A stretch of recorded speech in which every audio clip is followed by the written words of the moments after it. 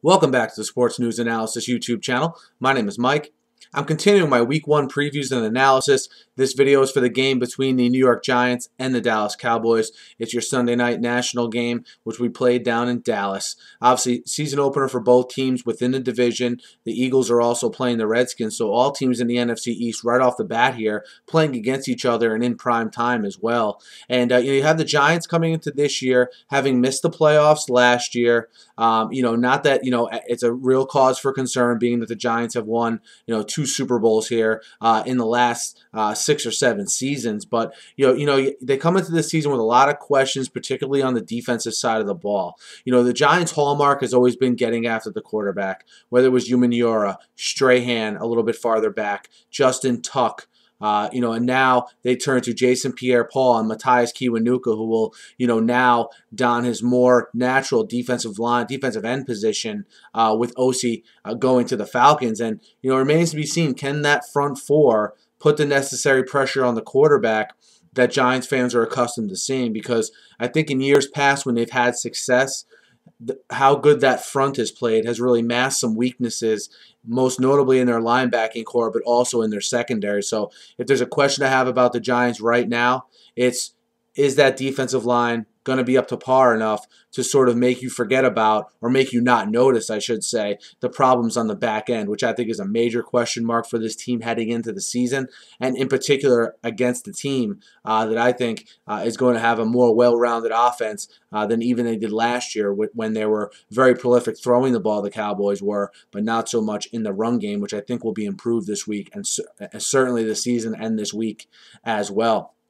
On the offensive side of the ball, look, I don't think the Giants are going to have any trouble. Okay, I actually like David Wilson. I think he gives them more of a home run threat. I know that there's a little bit of question of depth at the running back position right now with Andre Brown obviously being injured. But you look at the weapons that Eli Manning has on the outside. You have, of course, Hakeem Nicks and Victor Cruz. You also have emerging Ramses Barden. You also have Brandon Myers, the tight end from Oakland, which I think was a very underrated pickup in the offseason. It's taken him a little time to sort of get acclimated in New York, but I think eventually he'll be a solid pickup. I don't think the offense is going to be where the problem is with the Giants. I think, any offense, however, is going to have a little bit of a strain on itself if it has to win a shootout or score 27, 30 to 30 points a week. And we've seen Eli Manning in the past get himself into some trouble with some turnovers. I'm not criticizing Manning by any chance. The guy's won 2 Super Bowls, but I think the better that defense is, especially up front,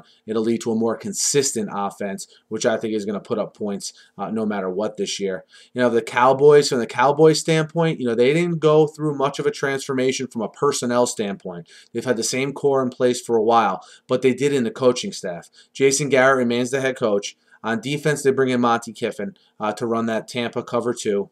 He had great success, obviously, in the NFL when he was with the Buccaneers, spent some time in the college ranks, most recently with his son at USC. I think what you're going to see from this Monty Kiffin defense is that bend but don't break sort of mentality, the opposite of what Rob Ryan employed. Rob Ryan's defense, although good at times, that 3-4 defense let up a lot of big plays. And this Tampa 2 is predicated on not giving up big plays. I look for DeMarcus Ware to be better in this system. I also look for Anthony Spencer, when he comes back healthier, to benefit greatly from this system, and Sean Lee as well at linebacker. I have concerns on the back end of this Dallas secondary, but not as much as I did in years past. I like Morris Claiborne. Okay, I like Carr. I like the pieces that they put in place here. We'll see how they mesh this year.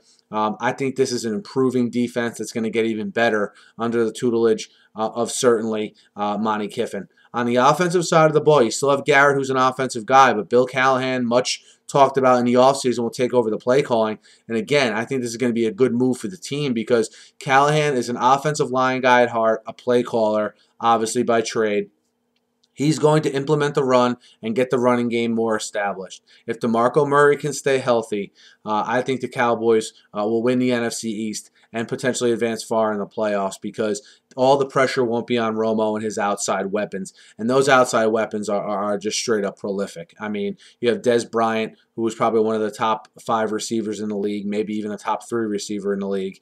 You also have Miles Austin, who I like this year because he's coming off of a hamstring injury last year, and all signs point to him being very healthy this year. You have old reliable Jason Witten at the tight end position. They improved the offensive line. I know they reached for Travis Frederick at the end of the first round there, but he did fill a need. Maybe they've drafted him a little too soon, but nevertheless, I like the way this offense is headed. I like the fact that I'm looking for DeMarco Murray in that running game to get going early and often, and we'll see how they implement Gavin Escobar as that second tight end. That still remains to be seen, but I just think in general, I think the Cowboys will be much improved on both sides of the ball. I think it starts this week. I think to be able to put points up on that Giants defense, and I just look for the difference in this game. It's always close when these two teams play. Remember, the Giants have never lost to the Cowboys at the new Cowboys Stadium down there, which, people call Jerry's World, whatever you want to call it. But, the Giants have never lost there. I think this is the time. They do lose, however. I just don't like that defense, especially the front four. I don't believe in as much as I have in years past. And, I think that's going to put a lot of pressure on Eli in this game. I look for a late Eli Manning mistake to be the difference in this game. Cowboys minus 3.5. To win their opener, to win their home opener, win their NFC East opener over the Giants. I don't think the Giants are buried by any means if they lose this game.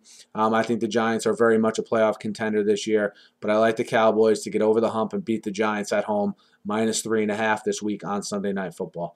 Be sure to subscribe to my channel, guys. I'm previewing every game of Week 1, every game of the entire season, and talking NFL football on here all year round. So be sure to subscribe. Thanks again for listening, and have a great night.